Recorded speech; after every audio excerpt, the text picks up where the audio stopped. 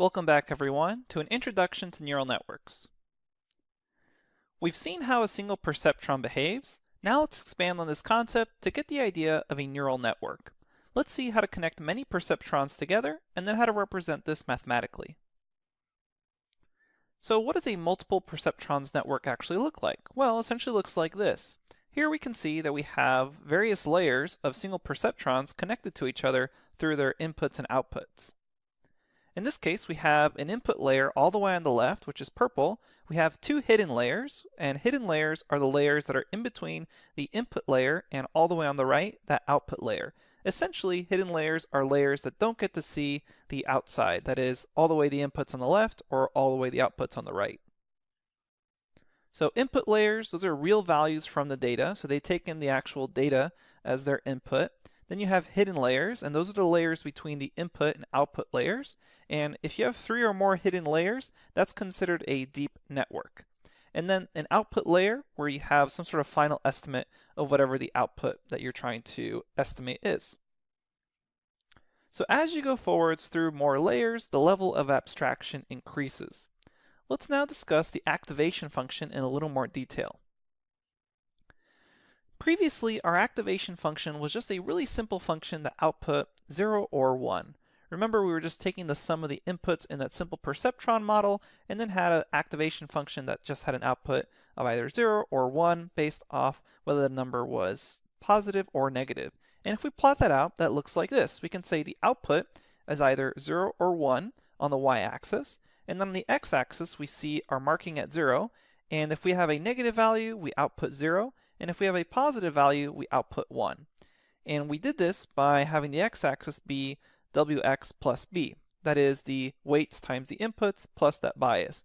And it's really common to just set that equal to z, so you can refer to z instead of having to constantly refer to wx plus b. So whenever I say z, I'm essentially referring to those weights times those inputs plus that bias. So unfortunately, this is actually a pretty dramatic function since small changes aren't really reflected. So you can have kind of really small changes in z. For instance, the change from 0.5 in z to 0.6 doesn't really matter. It's still going to output 1 as long as it's positive. Or the change that are really dramatic from -1 to -1000 doesn't really matter. It's going to be 0. So it'd be nice if we could have a more dynamic function. For example, this red line here. You can see here that our outputs now are no longer just 0 or 1. We have a little more detail to it. There's a little more nuance here. So lucky for us, this is actually the sigmoid function. This red line function already exists, and it's known as the sigmoid function. And the sigmoid function is just f of x is equal to 1 over 1 plus e to the negative x. And we could replace x here with z. So we have z is equal to wx plus b, so we just take that whole thing, that z, and plug it into the sigmoid function. So we'd have f of z is equal to 1 over 1 plus e to the negative z. And that would be our sigmoid function for the activation function.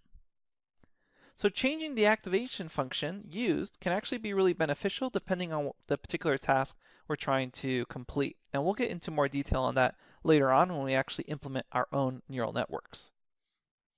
Let's discuss a few more activation functions that we're going to encounter throughout this course. So a really common function that's used as an activation function besides the sigmoid function is the hyperbolic tangent function, or tanh, or tanh of z, where z, remember, is just wx plus b. And that looks really similar to the sigmoid function, except note that the output can then be from -1 to 1, unlike previously we had 0 to 1. So if we look at the sigmoid function again, that went from 0 to 1, and that was equal to 1 over 1 plus e to the negative x or negative z, whatever the input is. And now for the tanh, or hyperbolic tangent function, it goes from -1 to 1, but still has that sort of same behavior shape. And if you're interested in how to express the hyperbolic tangent mathematically, over here on the right-hand side are the actual equations for it. Then there's also the rectified linear unit, or ReLU, and this is a really common activation function, but it's actually relatively simple. And the way it works is the following method. You basically pass in your z value into this max equation. So you say max of 0 or z. So what does that actually mean? Well, the rectified linear unit, that actual activation function, works the following manner. It says based off your z value and 0, just return the maximum value. And that actually means that if your value of z is negative, then the max between 0 and any negative number is always going to be 0. So we can see here that as z, if it's negative, the function always returns 0. And then between max 0 comma z, if the z is positive, it's always going to return the value of z. So essentially you have just y is equal to z here. So on the right hand side, that's why you get that sort of straight linear line.